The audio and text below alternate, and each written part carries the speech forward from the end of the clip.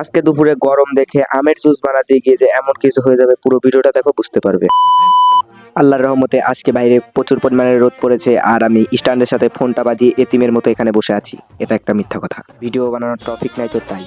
এরপরে আমার চোখ দুটো জাংলা দিয়ে যায় আমগুলোর দিকে। আমের সিজন প্রায় শেষের দিকে, এজন্য ভাবলাম আজকে আমের জুস বানাবো। আর বাইরের যে পরিমাণে রোদ পড়েছে, মনে হয় আমাকে গুলিয়ে ফেলবে আইসক্রিমের মতো। মনে হয় সূর্যি মামা তার বউয়ের সাথে ঝগড়া করেছে, না হলে তো এত রোদ দেওয়ার কথা না।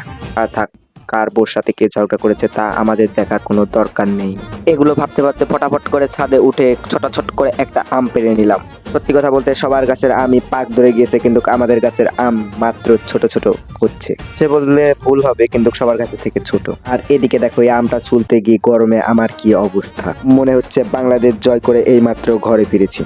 চলো আর বেশি দেরি না করে কাজগুলো ফটাফট শেষ করে ফেলি, না হলে আমাকে আর খুঁজেই পাওয়া যাবে না। এমনিতেই এডিটিং করে একটু ঘর থেকে বের হয়েছি, তাই আমাকে ক্যামেরায় দেখা যাচ্ছে। অল্প করেই বানাচ্ছি, কারণ আমি বানাচ্ছি তো, এই জন্য বাড়ির কেউ খাবে না আর কি। আমার প্রতি তাদের বিশ্বাস নেই, তারা মনে করে এটা খেয়ে যদি কিছু হয়ে যায়। মূলত আমিও সেই ভয়টাই পাচ্ছি, যদি আমারও কিছু হয়ে যায়। না, দেখা গেল সকালে একদম ডাইরেক্ট হয়ে গেল।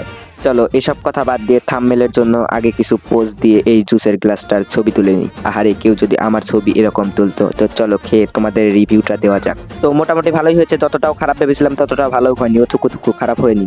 তোমরা চ্যানেলটাকে সাবস্ক্রাইব করলে একটু বেশি ভালো লাগতো।